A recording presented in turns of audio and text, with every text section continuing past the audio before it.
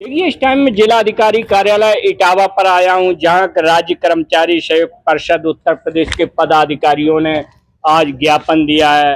राज्य सरकार को, भारत सरकार को ज्ञापन सौंप रहे हैं। सबसे बड़ी बात, जो इस टाइम अरविंद धनगर जी जिलाध्यक्ष हैं इटावा से, और प्रदेश से मांग कर रहे हैं प्रदेश सरकार से, हम लोगों को 60 साल जब हम सेवानिवृत्त हो जाए तो हमें पेंशन दे दो, पुरानी पेंशन बहाल करो। जब देश में राजनेताओं को पेंशन मिल सकती है, सांसद और विधायक को कई बार पेंशन मिल सकती है, तो इन लोगों के साथ नाइंसाफी क्यों, चौतीला बिहार क्यों करती है भारत सरकार एवं राज्य सरकार। मेरे पास धनगर जी हैं। अध्यक्ष जी, क्या कहोगे, चैनल के माध्यम से देश के सामने रखें सर। देश की और प्रदेश की सरकारें कर्मचारियों और शिक्षकों के बारे में उनके हित में कोई फैसला नहीं ले रही हैं। चाहे वो पुरानी पेंशन बहाली का मसला हो, चाहे 8वें वेतन आयोग के गठन का मसला हो, चाहे आउटसोर्सिंग और संविदा कर्मचारियों को रेगुलर करने का मसला हो, किसी भी मुद्दे पर सरकार कर्मचारियों और शिक्षकों के प्रति संवेदनशीलता के साथ सोच विचार करना ही नहीं चाहती है। कर्मचारियों और शिक्षकों का लगातार शोषण हो रहा है।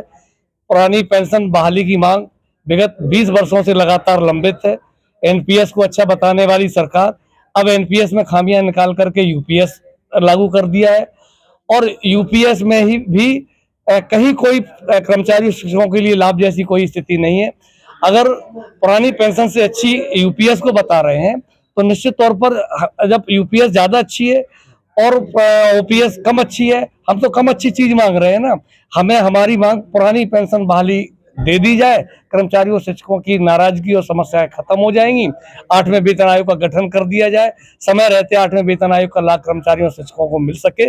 इस सब बातों को लेकर के आज हम लोगों ने महात्मा गांधी की प्रतिमा के समक्ष बैठ करके समस्त विभागों के कर्मचारियों ने और शिक्षकों ने आज सत्याग्रह कार्यक्रम आयोजित किया, और इसके बाद में जिला प्रशासन के माध्यम से प्रदेश के मुख्यमंत्री और देश के प्रधानमंत्री को आज ज्ञापन सौंपने का काम किया है।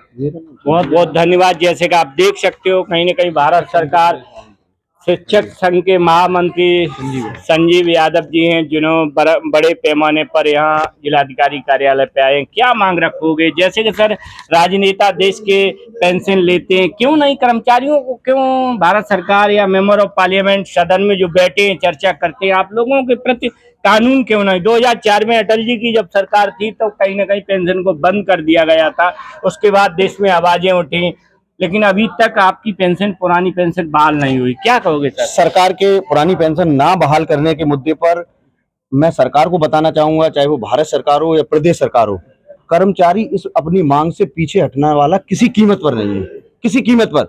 आज ये सत्याग्रह हुआ है गांधी जी की तर्ज पर, आगे चलकर ये कर्मचारी, मैं सरकार को बताना चाहता हूँ, ये भगत सिंह, सुभाष चंद्र बोस, चंद्रशेखर की तरह आंदोलन के लिए पूर्णतः तैयार। आपने देखा होगा पिछले दिनों अटेवा के संयोजन में सभी पूरे देश का कर्मचारी और शिक्षक एकजुट था।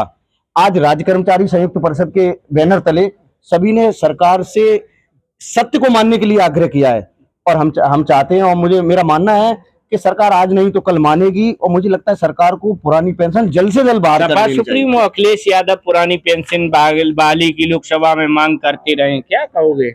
सपा सुप्रीमो माननीय अखिलेश यादव जी ने भी कहा, माननीय राहुल गांधी जी, माननीय, मैंने देखा है समाजवादी पार्टी की सरकार जब रही है, माननीय नेताजी ने हमेशा शिक्षकों कर्मचारियों को सम्मान दिया है। यदि कोई आंदोलन हुआ, हम लोगों ने कई आंदोलन किए 2012 से 17 वाली सरकार में, कई आंदोलन, उन आंदोलनों में भी माननीय मुख्यमंत्री जी ने हम लोगों की बातों को सुना है। यदि हमारी 10 मांगे हैं तो हो सकता है उसमें 5 मांगे मानी गई हैं, मगर इस सरकार की हठ धर्मता से कोई भी मांग, जायज मांगे नहीं मानी जा रही है। इन्हीं शब्दों के साथ मैं चाहूंगा कि सरकार हमारी मांगों को माने और कर्मचारी और शिक्षकों को उनका हक दे। मैं इसी बीच राजीव यादव, जिला संरक्षक जी हैं सर, आपसे कहूंगा क्या बात रखोगे चैनल के माध्यम से सर? ये पुरानी पेंशन बहाली के लिए कई वर्षों से ये कर्मचारी संगठन हम लोग मांग करते चले आ रहे हैं, और पिछले वर्ष एक विशाल रैली हम लोगों ने दिल्ली में की थी, जिसमें कम से कम 10 लाख कर्मचारी एकत्रित हुआ था। उसका नतीजा हुआ कि सरकार दबाव में आई और ये एनपीएस की जगह यूपीएस लाई।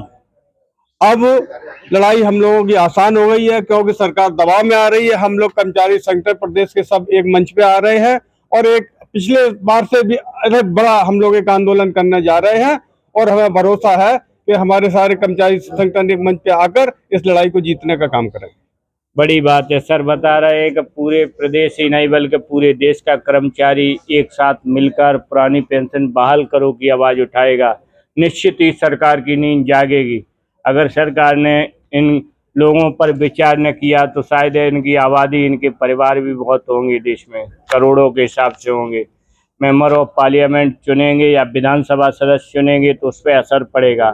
कहीं न कहीं इनकी नाराजगी इटावा के तहत उस दिन इटावा में बहुत बड़ा जनसैलाब जिला मुख्यालय पे पहुंचा था, पुरानी पेंशन बहाल करो का नारा देते हुए।